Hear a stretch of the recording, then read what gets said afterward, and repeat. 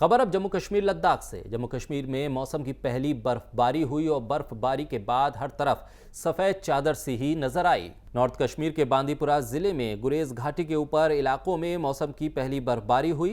मकामी लोगों ने बताया कि अबू आब के ऊपरी इलाकों तुलैल में हल्की बर्फबारी हुई, जबकि घाटी के दीगर हिस्सों में पिछले 2 दिनों से लगातार बारिश हो रही है। गांदरबल जिले के जोजिला के ऊपरी इलाकों में ताज़ा बर्फबारी होने के बाद सोनमर्ग जोजिला रोड को बंद कर दिया गया। द्रास और सोनमर्ग में बर्फबारी की वजह से सोनमर्ग द्रास मार्ग को भी बंद किया गया।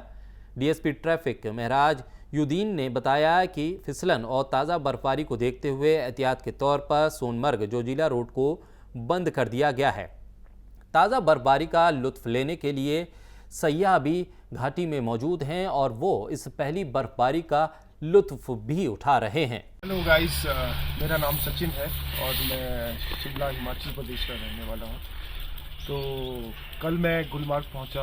कल काफ़ी मौसम साफ था, स्नोफॉल हुई थी ऊंची ऊंची पहाड़ियों पे। तो आज सुबह जैसे उठे तो देखा बाहर कि हर जगह स्नोफॉल। मीनू खोसला हूँ, पुणे से हूँ और यहाँ आके जन्नत जैसा लग रहा है।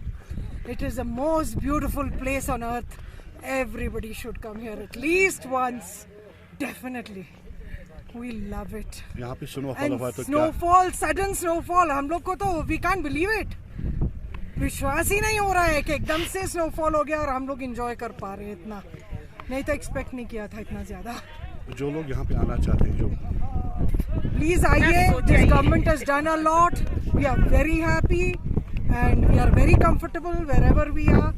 कोई डरने की बात नहीं है। एवरीबडी जी, मेरा नाम मुजफ्फर अहमद खांडे है। तो फिर बर्फबारी हो रही है अब मैदानी इलाकों में भी। जी बिल्कुल, जहाँ तक मौसम का ताल्लुक है तो इस बारे में पेशन गोई पहले से ही थी कि बर्फ़बारी होने का इम्कान है, लेकिन जहाँ तक यहाँ की हमारी सनत का ताल्लुक है कि हमारे यहाँ पे बागात बहुत ज़्यादा हैं और हम इसी पे मुनहसर ज़्यादातर इसी मेवा पर मुनहसर करते हैं।